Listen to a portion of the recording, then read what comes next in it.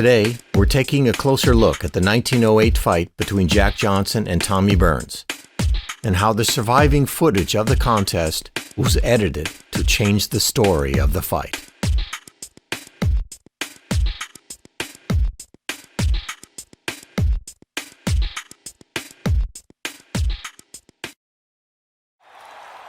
The film shows one of boxing's most infamous and one-sided title fights coming to a close. It's December the 26th, 1908, at Rushcutters Bay in Sydney, Australia. Boxing's World Heavyweight Championship is about to change hands. For nearly 14 rounds, Jack Johnson, the first African-American to fight for the crown, has completely dominated, outboxed, and outpunched the heavyweight champion, Tommy Burns. Johnson bores into the champion, appearing determined to end the contest. Burns struggles to stay upright, trying to evade Johnson's relentless attack. Suddenly, the film stops, resting on a single frame, showing Tommy Burns suspended in the air like an airplane careening into a nosedive. A narrator describes the scene. At this very moment, in the early seconds of round 14, the police shut off the motion picture cameras and entered the ring to halt this very one-sided fight. The truth is, the film doesn't end at this moment. The police never stopped the cameras. This isn't the end of the fight. This isn't even the 14th round.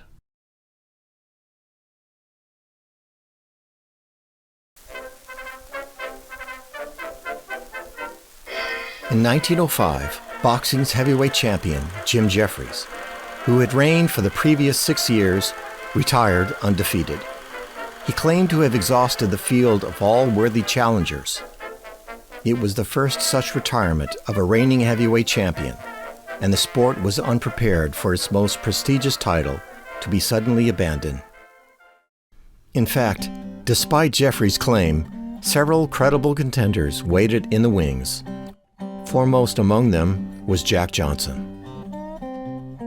Born in Galveston, Texas in 1878 and raised in an integrated working-class community, Johnson rose from the Galveston loading docks to the prize ring by age 20.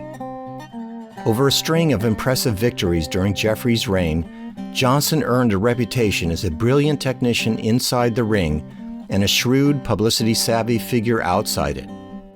Johnson repeatedly pressed Jeffries for a title shot, but Johnson was black, and in keeping with the racism of the era, Jeffries refused to face him. It was a fateful decision, and a decision that eventually would come to haunt him.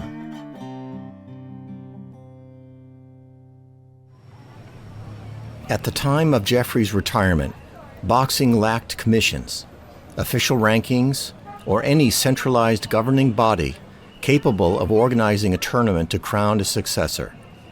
Instead, in July, a hastily arranged bout pitted two leading white contenders against one another, former light heavyweight champion Jack Root and heavyweight contender Marvin Hart. Hart emerged victorious, only to lose the title himself in February 1906 to a 25-year-old former middleweight from Canada, Tommy Burns. Born in 1881 in Hanover, Ontario, Burns was the 12th of 13 children in an impoverished German-Canadian family. A gifted athlete, he was determined to escape the hardship of his early life through professional boxing.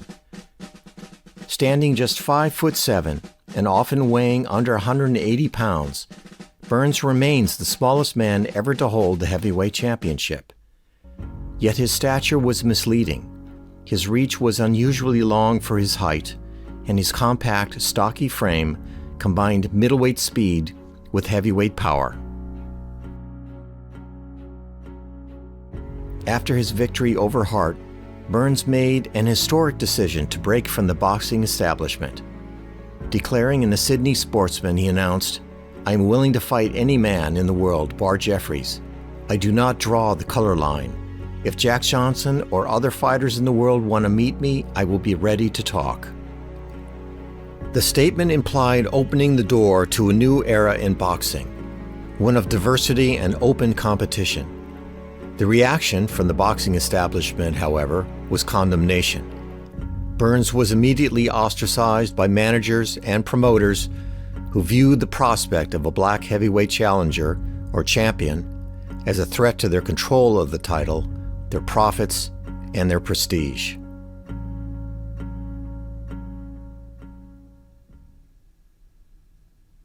Burns' declaration of fairness was nevertheless encouraging to Johnson, who told the Daily News in England, "There is just one little bit of comfort about it all, and that is that he has not barred me on account of my color." Still, Johnson would have to wait, as Burns had a challenge of his own. The recently retired and still immensely popular Jeffries continued to loom over the sport. He made frequent public appearances, including as referee for title bouts, where the 6'2", 250-pound former champion physically dwarfed Burns and his opponents alike. It was not a good look. It underscored doubts about Burns' legitimacy and kept Jeffries firmly in the public imagination. In early 1907, following a series of successful title defenses, Burns made a shrewd and unprecedented decision. He would take the championship overseas and defend it against foreign title holders on their home soil. England, Ireland, France, and Australia followed. It was a first in boxing history. None of the previous heavyweight champions had ever officially defended the title outside of the United States. Burns later wrote, "I made up my mind then to leave nothing further to dispute, and I set out to meet the champions of other countries." Tommy Burns' record-breaking run of 14 title defenses in less than 3 years brought him wealth, fame, and legitimacy. More importantly, it helped establish, for the first time, the heavyweight championship as a truly recognized world title. And by campaigning overseas, Burns carried the heavyweight championship out of the racial confines and segregated venues of the United States into countries and cities where integrated boxing matches were accepted. Meanwhile, Johnson launched a one-man insurgency. As Burns toured abroad, Johnson traveled in pursuit, shadowing the champion and calling him out at every opportunity. He appeared at Burns' title fights, bantering with spectators, heckling and baiting Burns from ringside, and, whenever possible, confronting Burns in person. Burns and Johnson publicly branded one another cowards, and their running battle in the press stretched on for months. Yet, despite their mutual animosity, Burns intended, eventually, to keep his promise, and Johnson was determined to hold him to it. By early 1908, negotiations were underway behind the scenes. The contract came down to a matter of money, specifically the $30,000 purse Burns demanded, twice the amount of any previous championship fight. The price was steep, but not impossible. That summer, a wealthy Australian businessman, Hugh McIntosh, promoted 2 of Burns' title defenses. The bouts proved financially successful, enabling McIntosh to secure Burns' $30,000 asking price, along with $5,000 purse for Johnson. At last, the fight was on. The final challenge was finding a venue large enough to hold the contest. McIntosh had anticipated the need. In the previous summer, he had overseen the construction of a new stadium on a former settlement site at Rushcutters Bay. According to the Sydney Evening News, the stadium covered 70,000 square feet, was equipped with electric lighting, and included seating for up to 20,000 spectators, quote, rivaling American Hustle. On the morning of the fight, a motion picture film crew, commissioned by McIntosh, was stationed on a raised platform behind Tommy Burns' corner. A second team of photographers from Charles Carey and Company positioned themselves at ringside and along the stadium perimeter, operating a panoramic camera to capture the scale of the occasion. Johnson entered the ring to a mixed reception. Burns, the reigning champion, was greeted with cheers as he stepped through the ropes. In boxing, More champions have been blinded by pride than by punches. Until now, Burns had defied the odds, defeating larger men since winning the title. But Johnson's superior skill, combined with a 7-inch height and a 20-pound weight advantage, would prove insurmountable.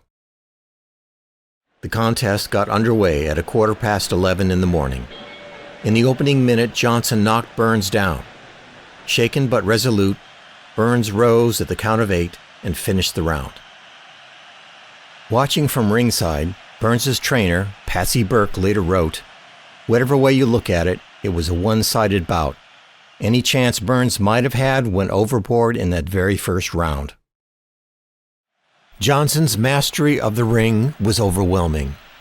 He dominated nearly every measure of skill and strength, drawing from a battle-tested arsenal of tactics. He beat Burns to the punch repeatedly, tied up his arms, struck him on the brakes, shoved him backwards, and punished him from long range. With each round that followed, Burns and Johnson also engaged in what newspapers described as mouth fighting, or trash talk, a common tactic fighters use during contests.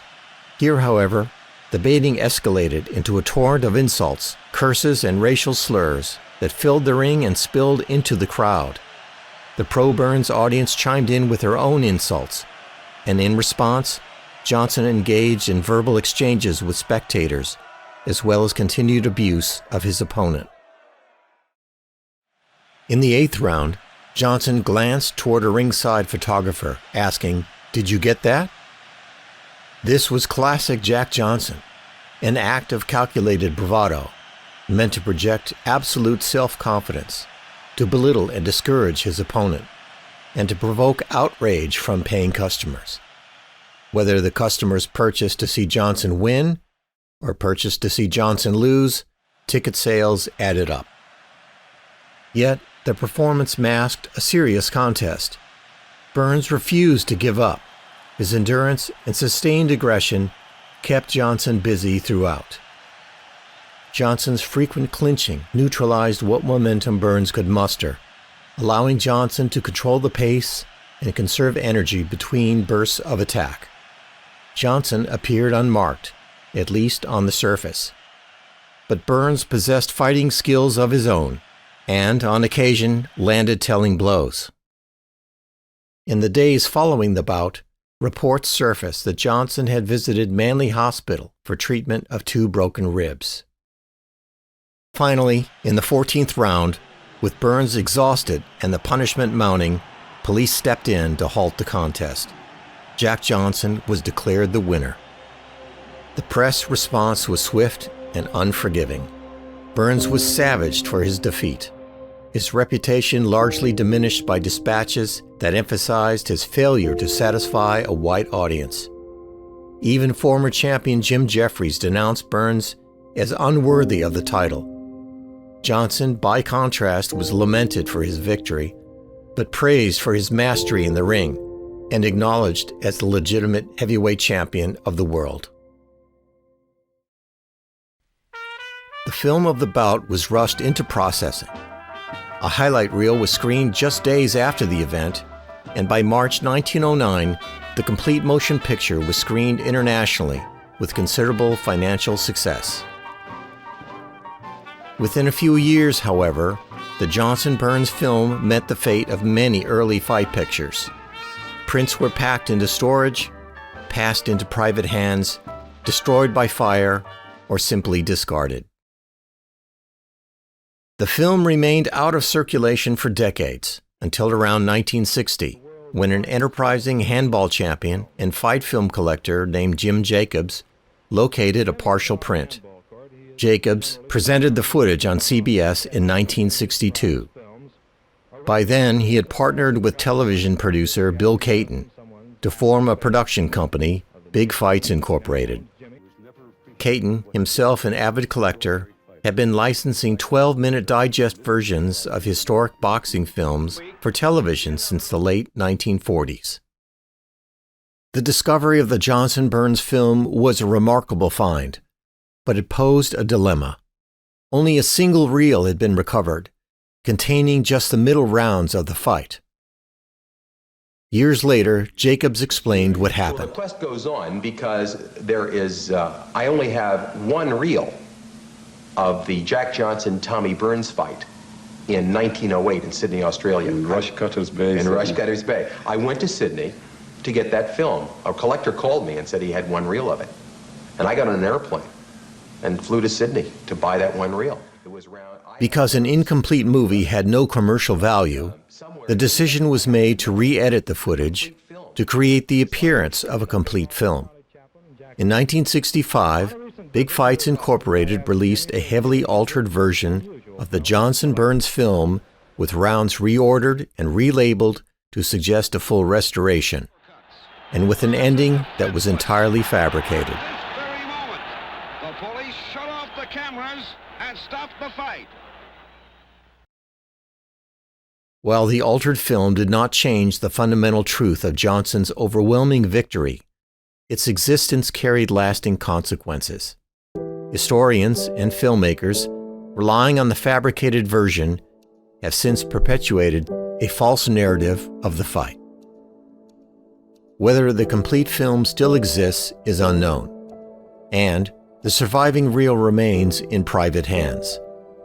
However, portions of the deleted footage were shown during Jim Jacobs' 1962 CBS appearance. When viewed in proper sequence, without freeze-frame manipulation, the fight takes on a revised narrative. The central evidence is the 7th round footage, which Jacobs falsely labeled as the 14th round and the end of the fight.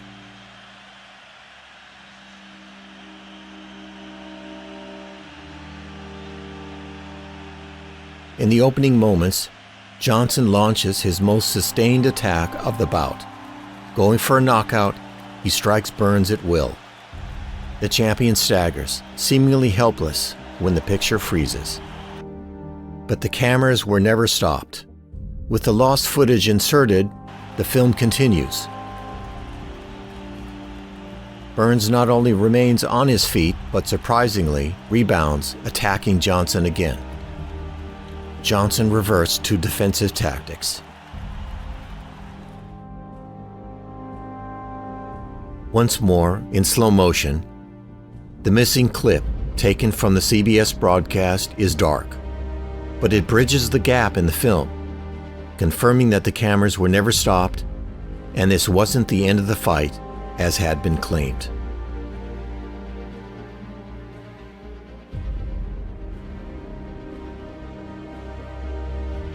At the 2-minute mark, Johnson steps in with the left hook, knocking Burns down. This knockdown, one of 4 in the fight, is the only knockdown to survive on film, and was also cut from the Big Fights release. The fact that Burns not only survived an early onslaught and a knockdown, but rebounded before the bell, suggests that Johnson may not have been able to end the fight much sooner than he did, at least not without risk. In fact, a review of the fight pictures in the Maitland Daily Mercury observed that, quote, during the last few rounds, Johnson's grin vanished, and he evidently did his best to knock his opponent out, but failed. The pattern of the fight continued through rounds 8, 9, and finally, at the end of the 10th round, the surviving footage comes to an end. While the final 4 rounds and post-fight footage remain lost, ample evidence survives describing how the contest actually ended. The New York Times reported, as the round opened, Johnson got through Burns' guard with a left uppercut. It was a terrific smash. Burns went down, rose at the count of 8, and endured another barrage until, quote, hanging on to Johnson completely helpless, the police interfered. Police presence at boxing matches was routine. Officers were empowered to stop a contest if a fighter appeared to be in mortal danger. That is precisely what occurred in the 14th round, when Police Superintendent Mitchell called from ringside and then entered the ring to halt the bout. The Perth Daily News noted, quote, the referee separated the men, pointed to Johnson, who returned to his corner to be at once surrounded by congratulatory admirers. According to the Hobart Mercury, Burns was never counted out, and was shown walking, quote, steadily to his corner. The fighters were filmed collecting their paychecks. One account indicates they shook hands, and the audience dispersed within 15 minutes. By all accounts, it was a remarkably ordinary ending to an extraordinary prize fight.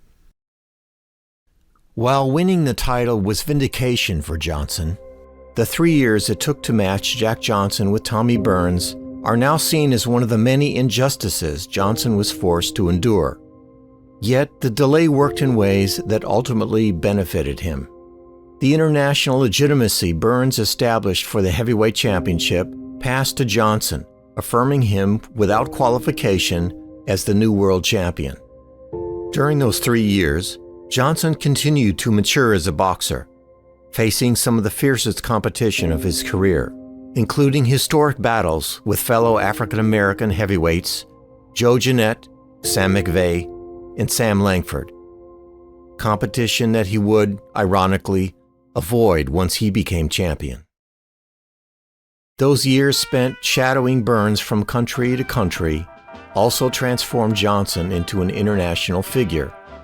For the first time, he traveled widely overseas. Johnson was welcomed abroad, forming friendships and business relationships that would later prove vital during his years of exile. Tommy Burns, for his part, did not linger over his defeat. After the fight, he and trainer Patsy Burke drove to the house where Burns was staying with his wife, Jewel, who, with Burke's help, quote, worked all day on Tommy's face with hot packs and witch hazel, and by night you wouldn't have known he'd been in a fight. Burns later apologized for calling Johnson yellow and conceded that Johnson was simply too big to overcome. 2 years later, short of money, Burns returned to the ring, winning 5 bouts in a row before his final contest, a loss to Joe Beckett in 1920.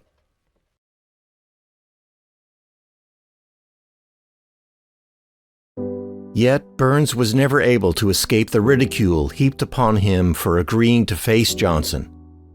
Despite his success as world champion, Burns was disgraced in the public imagination for losing the title to an African American.